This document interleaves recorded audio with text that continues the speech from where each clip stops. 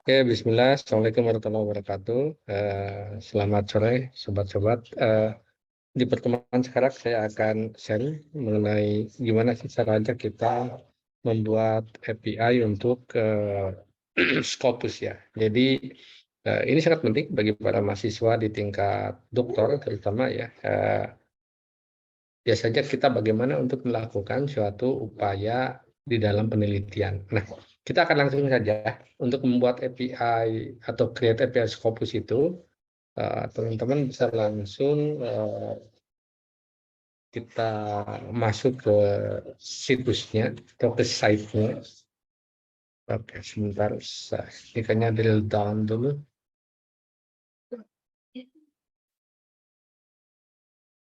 Nah, teman-teman kita bisa masuk langsung ke situs .elsevier.com ya, .elsevier.com. Nah, sudah masuk ke situsnya .elsevier.com. Nah, di sini teman-teman bisa klik langsung di sini My API Key. Nah, untuk apa My API Key ini? Nah, yang kita perlukan sebenarnya di My API Key ini, nanti ketika kita menggunakan suatu tools atau software publish or perish, itu suatu software yang bisa kita gunakan untuk eh, mengambil data ya, data paper ya. Jadi untuk grabbing paper, kita ambil dari Scopus, dari Web of Science, dari Crossref, dari Google Scholar atau yang lainnya, kita bisa menggunakan itu. Nanti ada kaitannya bagaimana kita mencari katakanlah pra-novelty untuk penelitian kita, terutama di tingkat doktoral, itu menggunakan post and viewer. Oke, sebelum ke sini, itu harus diyakinkan bahwa teman-teman itu adalah bahwa teman-teman ini adalah sudah memiliki akun. Nah, jadi kalau belum sebenarnya silakan buat dulu akun di uh, Elsevier ya untuk Scopus ya. Di sini di Sign Direct. Nah, silakan teman-teman nanti bisa register saja ya. Nah, cara register sebenarnya sangat mudah. Nanti teman-teman bisa uh, register, kemudian itu bisa menggunakan akun institusi. Jadi kalau misalkan teman-teman di institusinya di perguruan tinggi, misalkan saya di IT Telkom Jakarta, itu menggunakan akun katakanlah ader@ittelkom.jkt.ac.id ataupun sekarang sebenarnya sangat mudah, bisa juga menggunakan Gmail. Ya nanti akan dikonfirmasi dengan cepat. Nah kemudian yang penting akunnya tersebut itu sudah teman-teman konfirmasi via email ya. Sangat mudah ya, kita sedikit saja. Nah, misalkan ini adalah contoh akun yang saya sudah buat. Jadi misalkan ketika saya akan cari paper di sini, katakanlah saya ketikkan data science, gitu ya. Ya ketikkan di sini.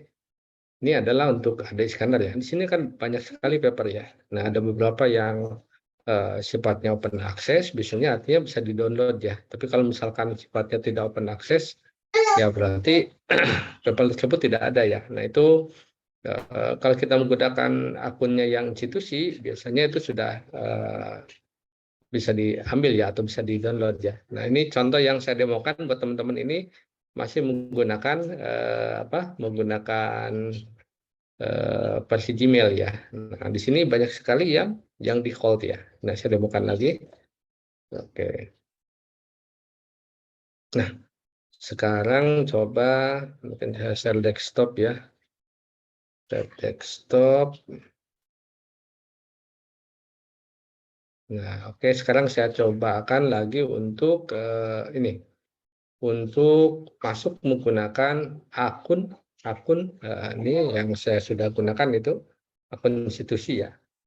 Jadi kalau kita biasanya selaku mahasiswa pasca biasanya itu sudah otomatis terverifikasi ya. Biasanya ketika di lingkungan kampus ya, ketika kita di eh, IPB ya, misalkan di lingkungan baik itu untuk dokter ilmu komputer atau yang lain, pokoknya di lingkungan IPB itu sudah terkoneksi. Misalkan saya directnya adalah flow to IPB University gitu. Nah di sini saya cobakan menggunakan akun yang kampus saya ya.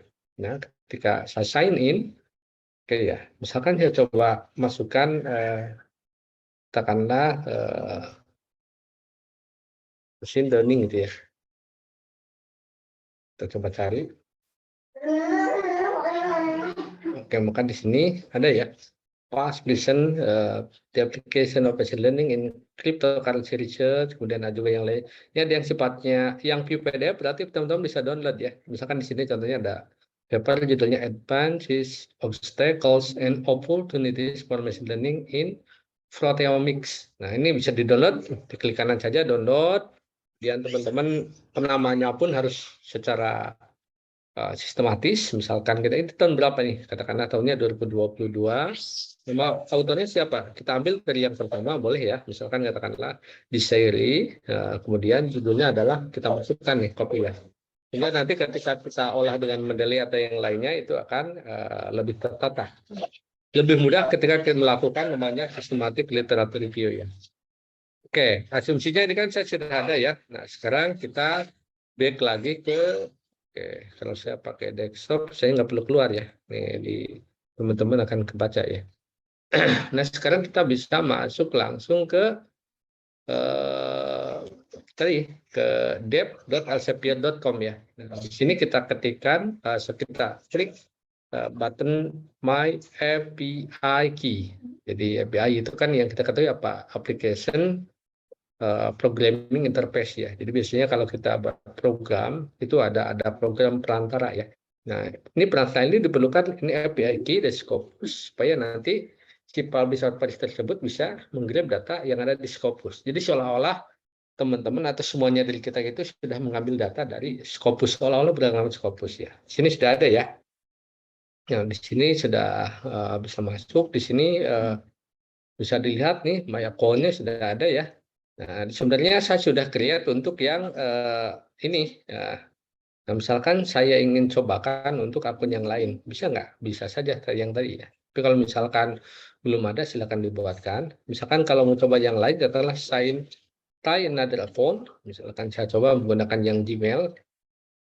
Oke, kemudian saya masukkan. Oke.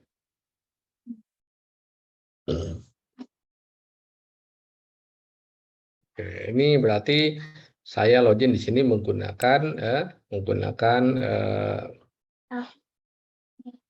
akun yang Gmail tadi ya.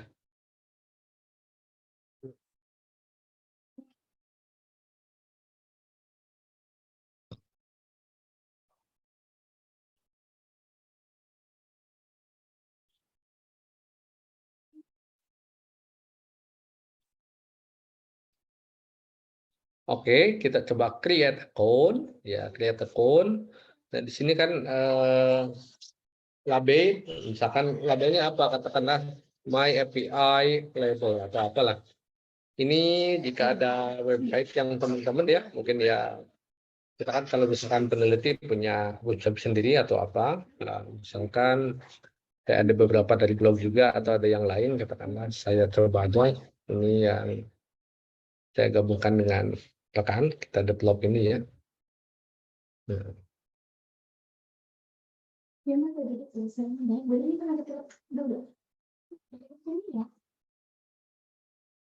Oke, kita checklist.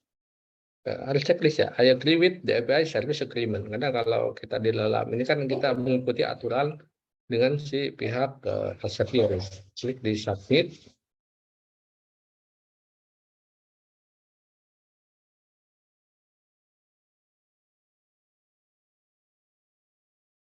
Oke.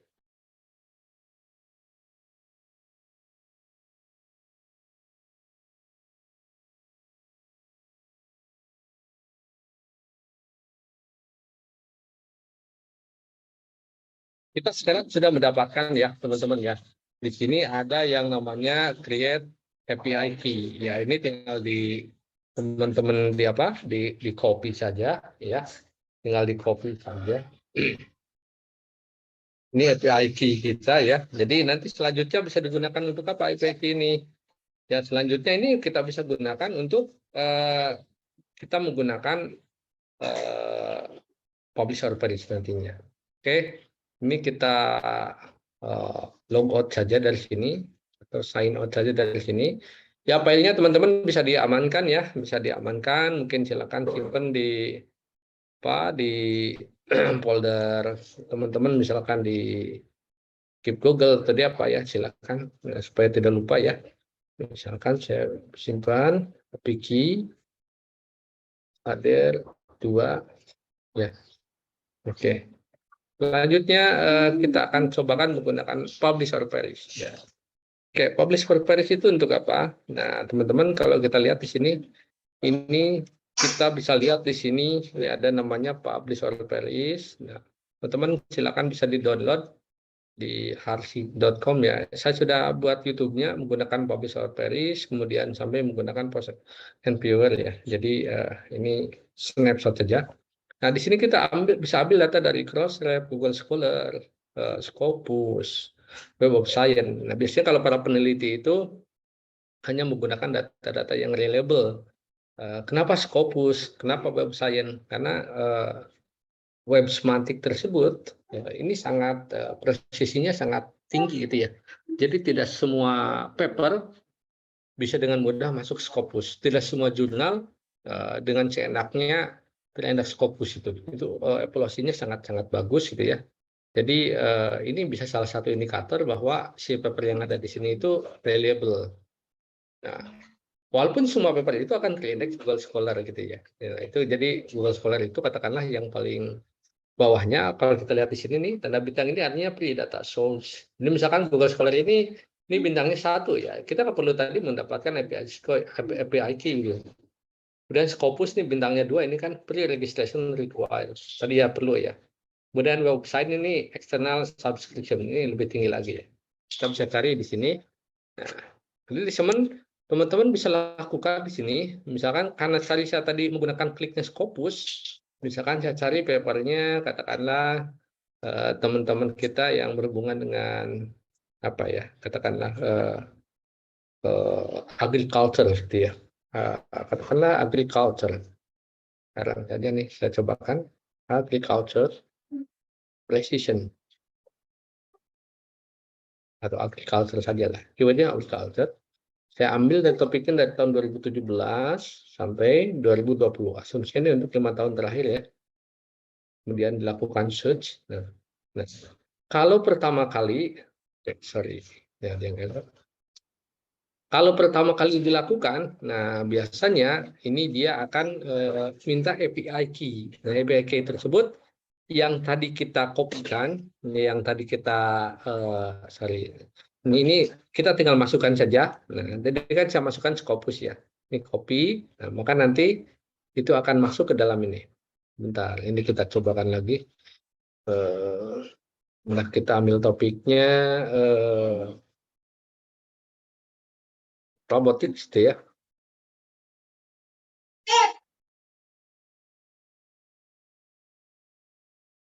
Nah, kita coba cari ya. Nah, karena saya memang sudah mengimplementasikan si API key-nya, maka saya tidak diminta. Gitu. Nah, teman-teman ketika pertama kali tadi diklik Scopus, itu dia akan minta minta masukkan API key-nya. Nah, API key dari mana? Dari tadi yang sudah saya demokan. Jadi kita pertama lihat dulu akun di Elsevier, kemudian baiknya sih yang institusi ya teman-teman ya, karena tadi datanya open source-nya lebih mudah. Kenapa yang menggunakan institusi? Karena institusi itu biasanya gini, banyak suatu tools itu biasanya memberikan seolah-olah gratis ya, kayak di Tableau ya, Tableau gitu ya. Kita bisa menggunakan Tableau for public. Kenapa harus menggunakan yang institusi? Karena harapannya semakin kita banyak ketergantungan pakai, kita akan beralih gitu ya, katakanlah dari yang free menjadi premium gitu ya, berbayar. Tapi memang kita juga perlu gitu di penelitian.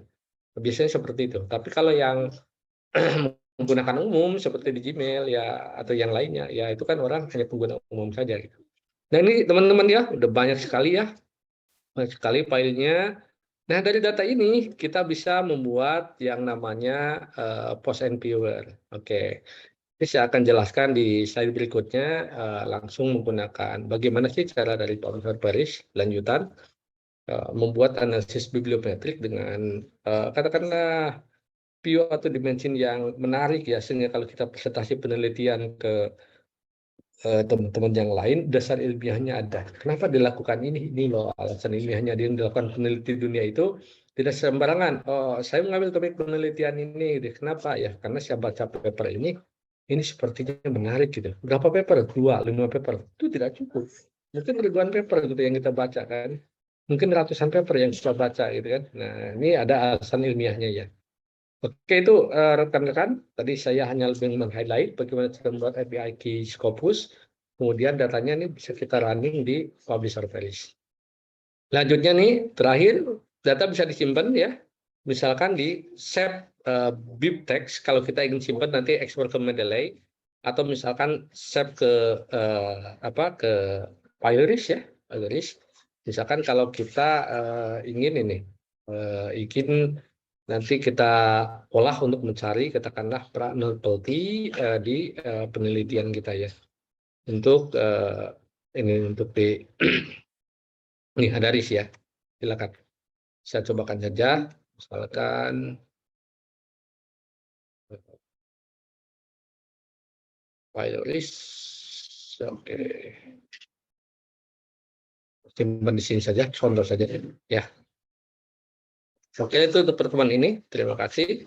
Semoga bisa bermanfaat buat kita semua. Mohon maaf jika ada kehilapan. Assalamualaikum warahmatullahi wabarakatuh.